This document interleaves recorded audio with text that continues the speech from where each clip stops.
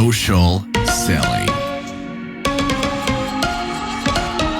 Soyons un peu honnêtes, c'est une énorme info que tu nous lâches là, parce qu'on a toujours mentionné le fait que novembre, tu fais de l'acquisition, enfin, t'en fais évidemment tout le long de l'année, et lors du Black Friday, Cyber Monday et du week-end, etc. qui suit, tu n'es que en retargeting.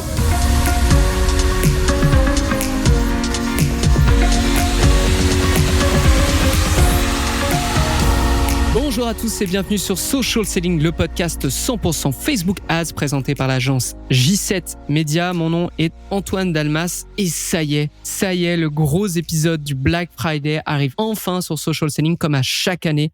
On va vous dire ce qu'on fait, pourquoi on le fait et comment on le fait. Et un épisode on ne peut plus clair sur le sujet nécessite forcément une invitée de marque. Et je suis accompagné avec celle que vous connaissez tous désormais, Stéphanie Tifo, directrice de la stratégie Facebook Ads chez J7 Media. Comment ça va, Stéphanie? Ça va très bien, Antoine. Merci pour l'invitation. Écoute, merci à toi parce que tu nous as rendu un contenu absolument dingue à l'interne qu'on va essayer de retransmettre du mieux possible pendant cet épisode. Avant qu'on commence, je tenais juste à préciser deux choses aux personnes qui nous écoutent. On est venu me voir en me demandant si J7 Media prenait des clients en France, persuadé que comme on était au Canada ou qu'une partie de l'équipe était au Canada, il n'y avait que des clients au Canada. Bien, la réponse est oui, évidemment. On a déjà des clients en France, on a des clients un peu partout en Europe, donc c'est totalement quelque chose de faisable. Deuxième point sur lequel j'aimerais insister, le 5 septembre 2023, on fait notre tout dernier challenge Facebook Ads, qui est totalement gratuit. On vous donne les 3 leviers pour générer plus même de revenus sur Facebook Ads en 2023. Comment vous inscrire? j7media.com/challenge. Ça se déroulera sur 5 jours. On sera sur un groupe Facebook qui est dédié. On sera en live avec vous. Vous pourrez nous poser toutes les questions que vous voulez. Et il va y avoir énormément de cadeaux. Donc, inscrivez-vous. Stéphanie, j'ai terminé ma petite boucle, ma petite intro. On va pouvoir commencer avec tout ton contenu. Première question, qu'est-ce que tu as observé de notre ancien Black Friday, mais aussi des chiffres qui sortent de cette année sur le Q4 à venir? Ben oui, certainement. C'est une très bonne question. On sait à quel point la planification pour le Q4, c'est tellement important pour avoir du succès. Puis, j'ai vraiment réalisé avec le temps là, que les comptes qui préparent leur Black Friday dès le mois de janvier s'assurent de mieux réussir que les autres. C'est pas vrai qu'un Black Friday se prépare. On arrive le mois de septembre, octobre, il faut se mettre à faire du réchauffement pour notre Black Friday. C'est vraiment quelque chose qu'il faut voir sur l'horizon d'une année au complet. Donc, comment savoir si un compte est bien parti pour faire un meilleur Q4 que l'an dernier? Ben ça, vous pouvez savoir ça dès maintenant. Puis, comment est-ce qu'on peut faire ça? Bien, il suffit de comparer les mois de janvier à juillet 2022, puis on compare ça avec 2023. OK? Donc, la théorie ici, c'est que si tout au long de l'année, tu as bien capitalisé sur l'acquisition, puis que l'ensemble des métriques que je vais vous donner, OK, dans quelques instants, sont en croissance, bien, tu t'assures tout simplement d'exploser ton Q4. Puis ça, je le sais avec certitude parce que c'est une analyse qu'on a faite l'an dernier. Puis tous les comptes, sans exception, OK, qui avaient vraiment vécu des croissances exponentielles en Q4 avaient toutes ces caractéristiques-là. Okay. Donc ça fait en sorte que rendu là, t'as vraiment moins de stress relatif à ton Q4 puis t'as une seule variable à travailler, puis c'est ton offre. Chose qu'on va peut-être revenir plus tard parce qu'on en parle beaucoup. Mais là, je veux juste vous parler des métriques en premier. OK? Donc, les métriques Shopify, vous pouvez regarder ça sur votre Shopify ou peu importe la plateforme que vous utilisez. Allez voir votre volume de sessions. OK? Est-ce que votre trafic, est-ce que vos sessions ont augmenté par rapport à l'année précédente? Moi, sur le compte que j'ai regardé pour l'exemple, on a une augmentation de 42%. Donc, 42% de plus de trafic là, qui est venu d'une année à l'autre. Okay. C'est très, très, très positif là, en termes de toutes les clics qui se sont générés sur le site Internet, tout ce que le pixel aussi a enregistré comme information. Ensuite, la deuxième métrique, c'est les ventes, plus 57% dans notre cas. Fait est-ce que vos ventes ont été en croissance pendant ces périodes-là? Donc ça, c'est très, très intéressant. Ça nous prouve encore une fois que, justement, la business accroît. L'average order value, OK? Votre panier moyen, là, c'est la stratégie la plus facile pour augmenter justement vos ventes sans même acquérir de nouveaux clients. Il faut travailler là-dessus, c'est très, très important. Fait qu'assurez-vous que vous ayez eu une progression. Ayez travaillé là-dessus sur l'année. Nous, on a eu 9%, donc ça serait peut-être à travailler un petit peu. Ouais. Le taux de conversion, okay, on ne dira jamais assez, mais si vous voulez plus vendre, il y a une différence entre un taux de conversion de 2% sur une boutique et un taux de conversion de 4%. Puis ça, c'est des trucs qui se travaillent à l'année. Comme je vous dis, tu commences pas à travailler là-dessus en octobre. C'est trop tard, OK? Donc, 4,37% de taux de conversion sur notre e-commerce Shopify. Donc, super super bon. Puis les 2 dernières métriques, c'est votre volume de nouveaux consommateurs. Vos nouveaux consommateurs, c'est eux qui vont vous permettre de créer la croissance, créer le lift, faire la différence avec l'année précédente. Donc, assurez-vous d'avoir une croissance dans vos nouveaux consommateurs. Nous, sur l'exemple que j'ai, plus 43%. OK? Donc, ça va bien. Puis la dernière métrique, vos returning customers.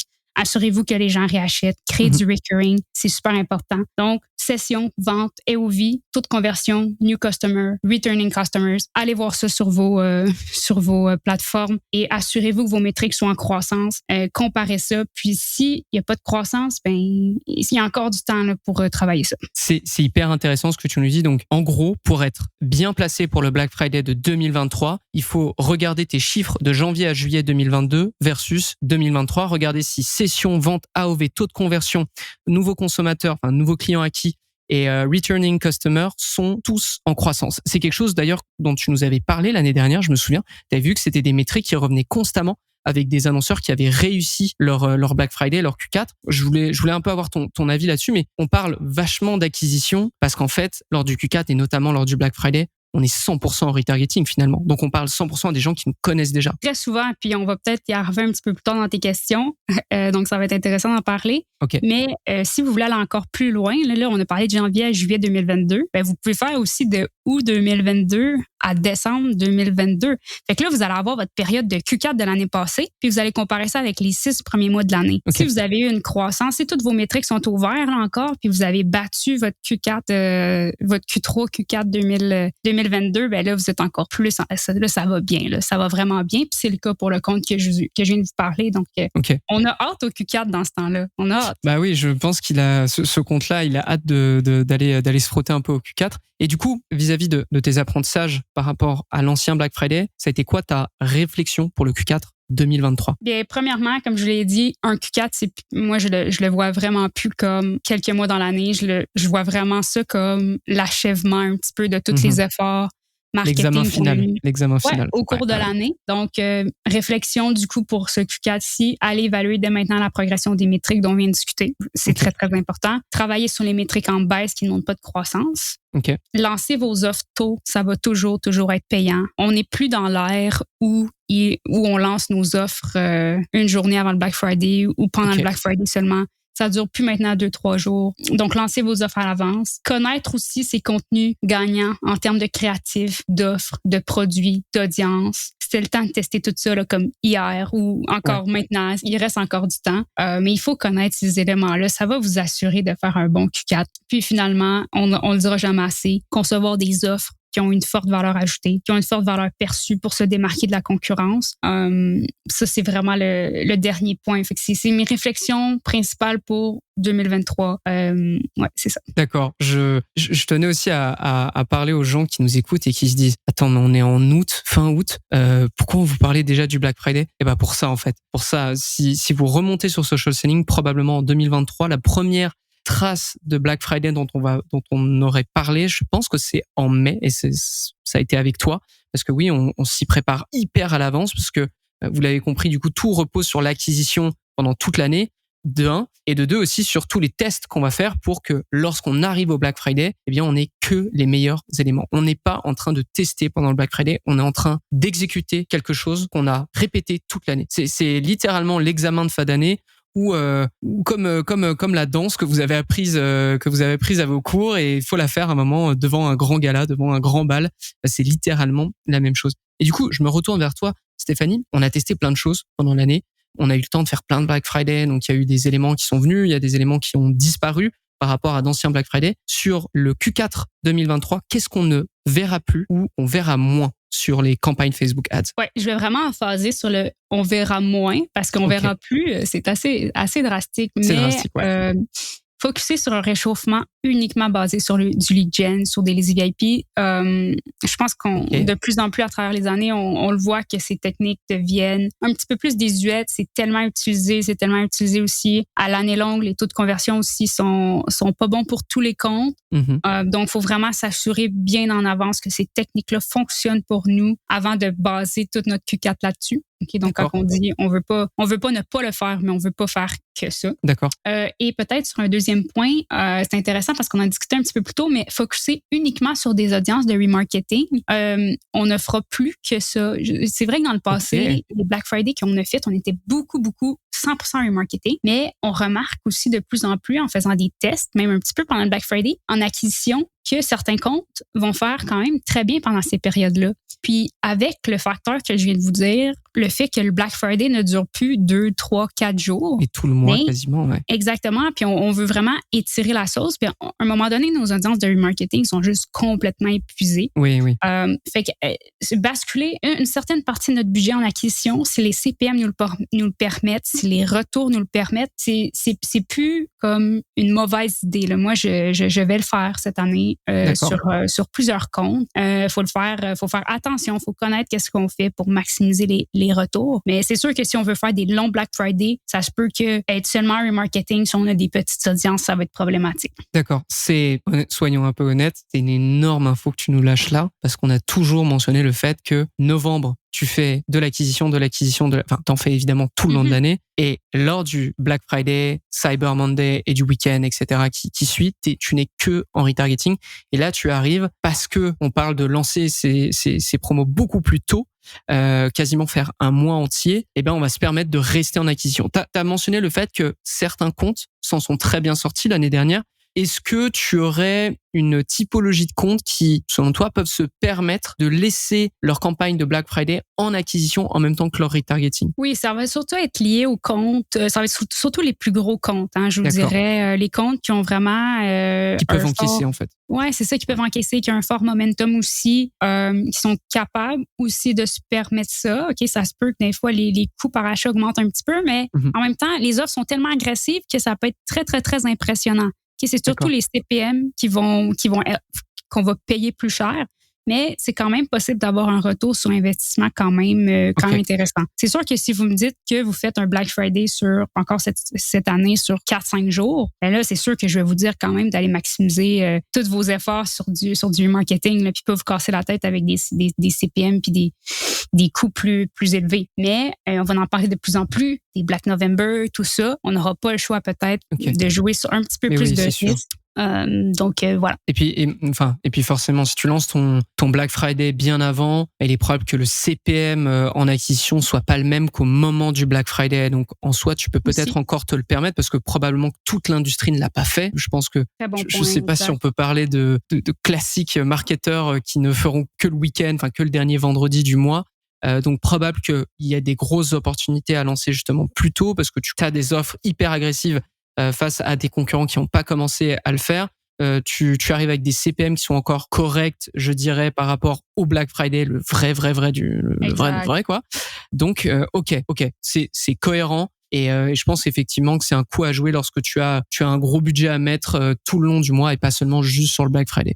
Donc ça répond à ma question. Et du coup, à l'inverse, c'est quoi la grande nouveauté des comptes clients cette année pour le Black Friday? Ben, tu sais, Antoine, ça va dans la même lignée de ce qu'on vient de discuter. Selon moi, c'est une nouveauté qui est pas si nouvelle, OK? On la voit arriver, mais ça s'accentue de plus en plus. Puis si on veut prendre la balle au bon, là, très important peut-être de le tester cette année, c'est de capitaliser sur ce qu'on appelle le Black November, soit faire un mois de novembre rempli d'offres. Ça peut être très payant de le faire, puis devancer nos compétiteurs, hein, tout simplement, pour aller chercher une plus grande part de marché. Puis de toute façon, on le sait de façon assez certaine que les gens commencent à magasiner bien en amont, OK, du dernier vendredi du mois de novembre. Donc, c'est très, très, très intéressant, les Black November.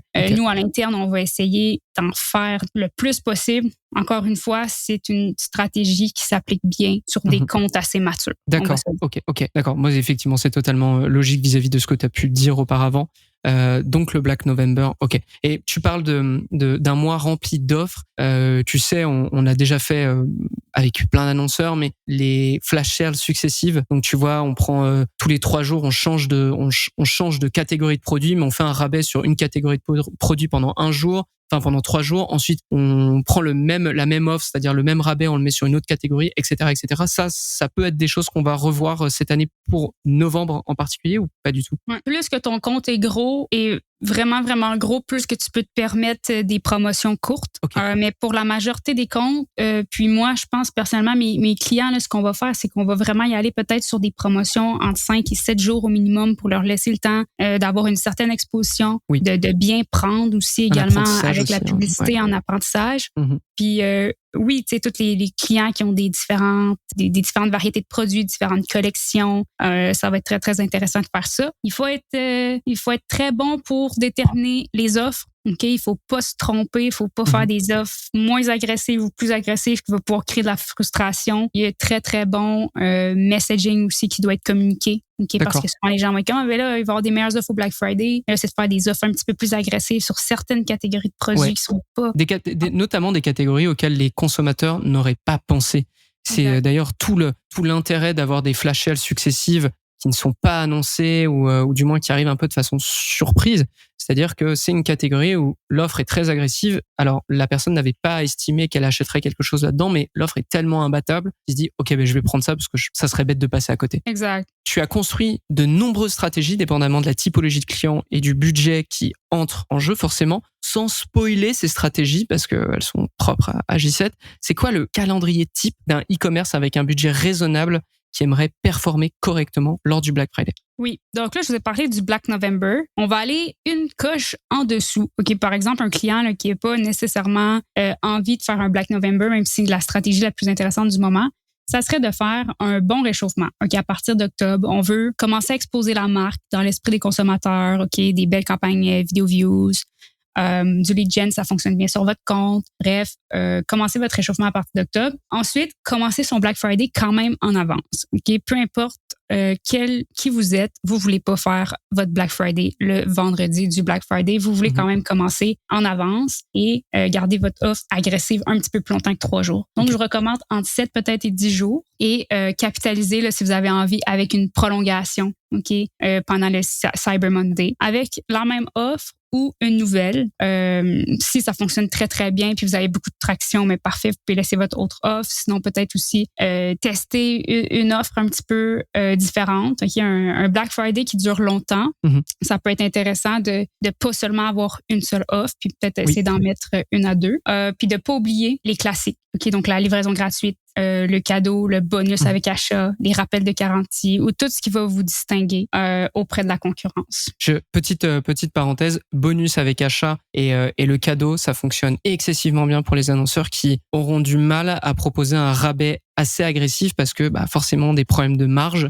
On a pu en tester avec certains e-commerce qui étaient dans cette situation, qui pouvaient pas arriver avec des moins 50%, moins 40%. Du coup, le fait de proposer des cadeaux peut pallier à ce problème. Honnêtement, peut pallier à ce problème. Donc, ne perdez pas espoir, je dirais, pour les annonceurs qui sont dans cette situation. Il y a des solutions qui existent, notamment celle-ci. Ok, Stéphanie. Dernière question. J'ai reçu du coup une question d'un auditeur qui s'appelle Jean, qui est au Luxembourg et qui a d'excellents résultats avec les Instant Experience à plein de niveaux. Et qui me demandait si on prévoyait d'en faire, et si on en avait fait d'ailleurs, parce que si on en faisait encore à l'année longue, je dirais, pas qu'au Black Friday. C'est vrai que j'en parle très très peu des Instant Experience, donc qui est un format publicitaire sur le podcast, autre part qu'au Black Friday, parce que c'est quelque chose qui revenait. Donc la question est, est-ce qu'on prévoit d'en refaire? C'est quoi notre position en ce moment sur les Instant Experience? Bien, c'est certain qu'on a eu quand même des résultats mitigés avec l'Instant Experience, du moins à partir de ce qu'on a testé à l'interne. On l'a testé quand même à fond là, en Q4 2022. Oui. Ça ne nous a pas nécessairement permis de générer des résultats probants. Ça pour la majorité des clients. Ok, je dis pour la majorité des clients. Par contre, il y en a que ça a quand même bien fonctionné. Puis si Jean en question a d'excellents résultats, puis c'est un format qui fonctionne pour lui, moi je pense que c'est un format très très très intéressant puis qui devrait continuer à être utilisé parce que c'est possible de créer des audiences de très belle qualité directement à partir de la plateforme de Facebook. Donc je continuerai définitivement à fond là-dessus. Ouais, totalement, Stéphanie. Jean, je suppose que tu nous écoutes. Il y a ce qu'on dit et ce qui fonctionne pour toi, en l'occurrence. Si on te dit d'utiliser tel paramétrage, telle audience et que ça fonctionne pas pour toi, ça sert à rien d'appuyer dessus. Tout vient avec des tests. Et en l'occurrence, si toi, les Instant Experience, ça fonctionne bien, y a pas de problème. C'est vrai que nous, de notre côté, c'est quelque chose qu'on fait moins. Et comme tu dis, Stéphanie, qui apportait moins de résultats qu'espéré en 2022. Donc forcément, on va s'en écarter un petit peu.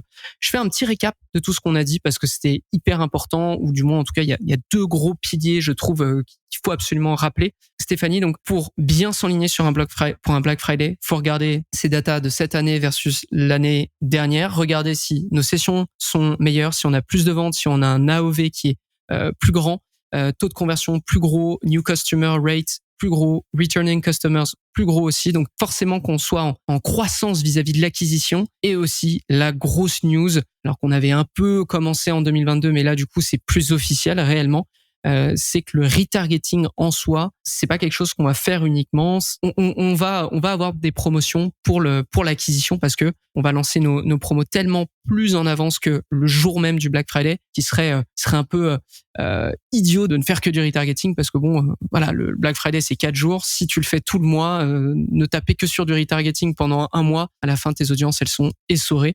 J'ai fait une petite synthèse à ce niveau-là. Est-ce que toi tu as d'autres conseils à nous donner? Et je pense qu'on a donné beaucoup d'informations aujourd'hui. Donc je vous le dis, la planification, c'est très important. Ça commence aussi dès maintenant. Puis, allez faire la petite analyse. C'est super le fun là, qu'on a parlé en début d'épisode. Ça va vous donner une belle orientation sur où orienter vos efforts. Parfait. Écoute, merci beaucoup Stéphanie d'avoir été avec nous, nous avoir donné autant de contenu, d'informations. Je pense que ça va être hyper pertinent pour toutes les personnes qui nous écoutent. Je vous remercie aussi toutes les personnes qui nous écoutent et qui nous suivent depuis si longtemps sur Social Selling. N'hésitez pas, si ça vous aide, si ça vous plaît, Social Selling, nous mettre une petite note sur Apple Podcasts, Spotify, etc. Ça nous aide à améliorer aussi le contenu vis-à-vis de vos commentaires, vis-à-vis de vos retours par rapport à certains épisodes. Stéphanie, on se revoit sur un prochain épisode de Social Selling ou de No Pay No Play, qui est notre autre podcast Facebook Ads. Et quant à moi, je vous donne rendez-vous au prochain épisode de Social Selling. À très vite tout le monde. Social Selling. Social Selling.